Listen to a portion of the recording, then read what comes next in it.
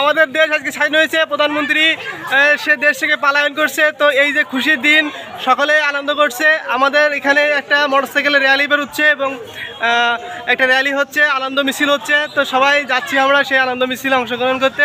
তো আজকে বাংলার মানুষ আসলে অনেক খুশি, কারণ তারা আজকে স্বাধীন হয়েছে। তারা আজ থেকে স্বাধীনভাবে কথা বলতে পারবে এবং তাদের মতামত প্রকাশ করতে পারবে। তো এই খুশি, এই মিছিল ছড়াই পড়ছে। তো আমাদের সাথে দেখতে পাচ্ছেন আমার পিছে বড় একটা র্যালি হচ্ছে। আমরা এখন এই র্যালিতে যোগদান করব। আমরা আজকে ঐতিহাসিক মুহূর্তে সকলে খুশি। আমরা একসাথে আজকে এই বিজয় মিছিলে অংশগ্রহণ করবো।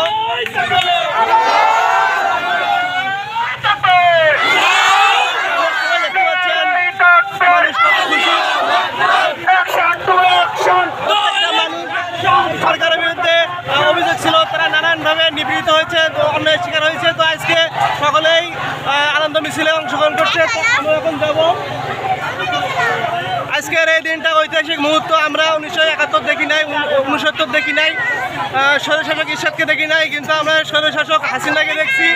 তার পদত্যাগের ফলে আজকে আমাদের এই বিজয় মিছিল আপনারা সবাই দেখতে পাচ্ছেন। মানুষ কত আনন্দিত এবং খুশি। তো সকলকে ঈদ মোবারক থাকলো, ঈদ মোবারক।